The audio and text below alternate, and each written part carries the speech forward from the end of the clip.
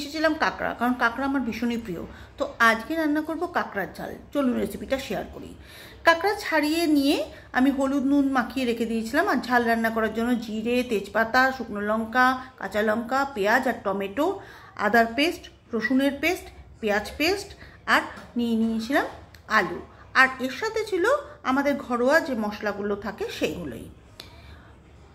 প্রথমে কড়াই বসিয়ে দিলাম। কড়াইটা গরম হলে তার মধ্যে দিয়ে দিয়েছিলাম 3 চামচ মতো তেল। আমি কিন্তু পুরো রান্নাটা সাদা তেলেই করছি, যদি মনে হয় আপনারা সর্ষের তেলেও করতে পারেন। তেল গরম হলে দিয়ে দিলাম একটু নুন আর হলুদ। তারপরে এর মধ্যে কেটে রাখা আলুগুলোকে দিয়ে দিলাম। দিয়ে একদম ঢাকা দিয়ে দিয়ে ভালো করে ভেজে নিলাম। যতক্ষণ না আলুগুলোর রং চেঞ্জ হলো, মানে একটু বাদামি বাদামি হয়ে বা একটু লালচে লালচে হয়ে গেলে তখন কিন্তু আলুগুলো আমি নামিয়ে ফেললাম। এরপরে কড়াইতে কিন্তু আর তেল দিলাম না, কারণ কড়াইতে তেল আছে। কেটে রাখা কাঁকড়াগুলোকে আমি দিয়ে দিলাম। এক্ষেত্রে একটু বলি, কাঁকড়াগুলো যে দাঁড়াগুলো আছে, মোটা যে দাঁড়গুলো থাকে, সেগুলোকে একটু ভেঙে দেবেন, তাহলে এর মধ্যে কিন্তু সমস্ত মশলাটা ঢুকে যাবে।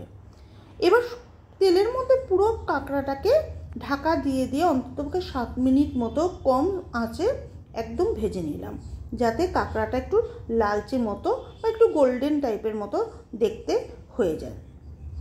কাঁকড়াটা না ভাজলে অনেক সময় কিন্তু কাঁকড়ার মানে যে তরকারিটা রান্না হয় সেটা থেকে একটা আষ্টে গন্ধ কিন্তু বেরোতে থাকে। ভেজে নিলে এই গন্ধটা কিন্তু আর বেরোয় না। দেখুন আমার কাঁকড়াটা কিন্তু একদম পারফেক্ট হয়ে গেছে, অনেকটাই ভাজা ভাজা হয়ে গেছে। এবার আমি এটাকে তুলে নেব। কড়াইতে আবারও কিছুটা তেল দিয়ে দিলাম। মোটামুটি 3 চামচ মতো আমি এখানে তেল ইউজ করেছি। দিয়ে প্রথমে দিয়ে দিলাম শুকনো লঙ্কা, তারপরে তেজপাতা আর গরম মশলা দিয়ে একদম হালকা আঁচে মশলাগুলোকে ভেজে নিলাম। ভাজার পরে দিয়ে দিলাম কেটে রাখা পেঁয়াজগুলোকে। আমি কিন্তু এখানে একটা মিডিয়াম সাইজের পেঁয়াজই কিন্তু ইউজ করেছি।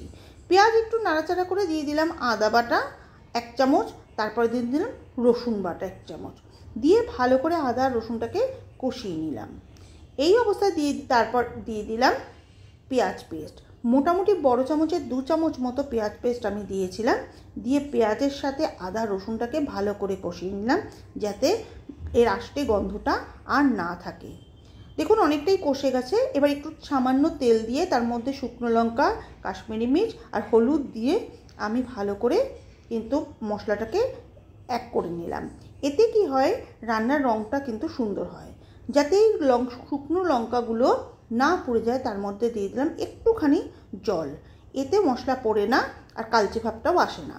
এবার পেঁয়াজ আদা রসুনের সাথে ওই লঙ্কার গুঁড়োগুলোকে ভালো করে কষিয়ে নিতে হবে। এটা একটু ঢাকা দিয়ে দিয়ে করলে ভালো হয়। ঢাকা তুলে দিয়ে দিলাম একটু টমেটো আর কাঁচা লঙ্কা। টমেটোটা যাতে খুব তাড়াতাড়ি গলে যায় তার জন্য একটু নুন দিয়ে দিলাম। নুন দিয়ে ভালো করে নাড়িয়ে ওটাকে ঢেকে দিলাম, তাহলে কিন্তু টমেটোটা খুব শীঘ্রই গলে যায়।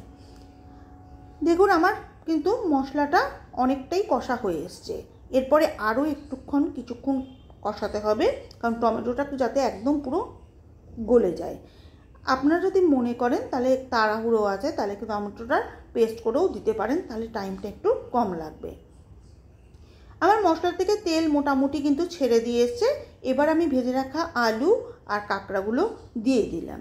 দিয়ে ভালো করে মশলার সাথে ওই কাঁকড়া আর আলুগুলোকে কষিয়ে নেব। মানে যতক্ষণ না মশলার সাথে কাঁকড়া আলু ভালো করে মিশ্রণ হচ্ছে ততক্ষণ কিন্তু কষাতে হবে। যদি পারেন তো আপনারা ঢেকে নেবেন। এই সময় আমি একটু জল গরম করে রেখেছিলাম, তো 1 কাপ মতো বড় কাপের জল আমি দিয়ে দিলাম। জল বেশি কিন্তু লাগবে না, কারণ অলরেডি আপনি ওটা ভেজে রেখেছেন কাঁকড়াটা, তো তাতে লাগবে না। নামানোর সময় কি করলাম, আমি একটু গরম মশলা আর গোলমরিচের গুঁড়ো দিয়ে ঢেকে কিছুক্ষণ রেখে দিলাম। দেখুন আমার কাঁকড়া রান্না প্রস্তুত। এবার গরম গরম ভাতের সাথে আপনারা পরিবেশন করুন। কেমন লাগলো রেসিপিটা জানাবেন।